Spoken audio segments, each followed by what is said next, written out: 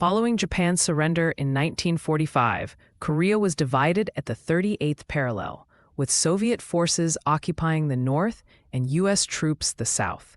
This division, intended as temporary, became permanent as Cold War tensions rose.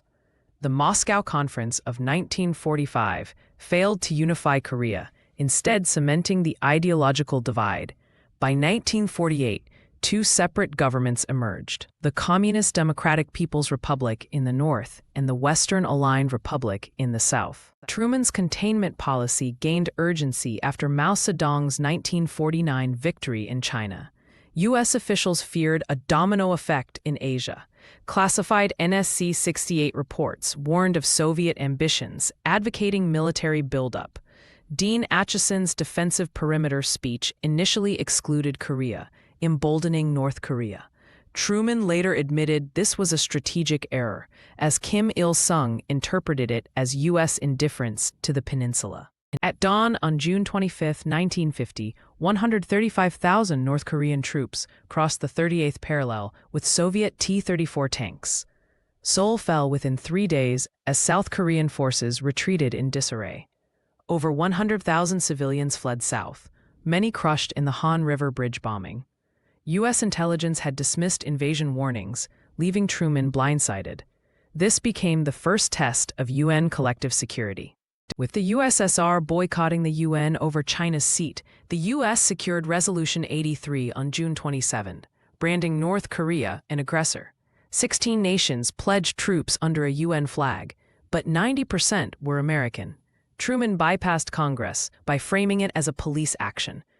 Critics noted the irony: the UN, created to prevent war, now authorized one. On June 26, Truman gathered advisors at Blair House. The White House was under renovation.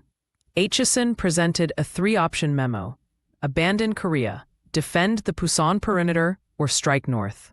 General Bradley warned of overextension, but Truman chose intervention, later writing, "If we let Korea go, the Soviets would keep going." This defined Cold War U.S. foreign policy. Truman appointed General Douglas MacArthur, then overseeing Japan's occupation, as UN commander. The 70-year-old general had World War II Pacific fame, but held controversial views. He dismissed intelligence about Chinese forces, insisting they wouldn't intervene. Truman later admitted, "I should have fired him sooner."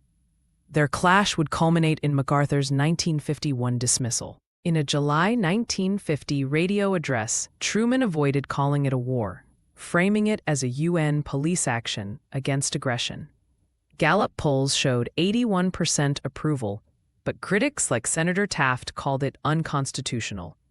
The term police action became a euphemism for limited wars, setting precedent for Vietnam. Defense spending tripled to $50 billion by 1951. MacArthur's risky September 15th amphibious landing at Inchon, with 40-foot tides and seawalls, caught North Korea off guard.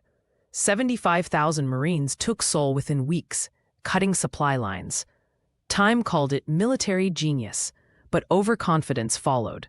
Against advisors, Truman approved pursuing troops to the Yalu River, provoking China. This marked the war's turning point. In late October 1950, 300,000 Chinese volunteers crossed the Yalu, ambushing UN forces in -30°F weather. MacArthur had ignored 80-plus warnings. The 8th Army's 300-mile retreat was the longest in U.S. history. Truman considered nuclear options, but feared World War III. By December, Communist forces recaptured Pyongyang, proving the war's miscalculation. By 1951, the war stalemated near the 38th parallel, where it began. Armistice talks dragged on for 2 years as Truman left office. Korea cost 36,000 U.S. lives and $30 billion, but solidified containment. Historians debate if it prevented World War III or entrenched Cold War divisions. Truman's plaque, "The buck stops here," epitomized his decisive, if imperfect, leadership.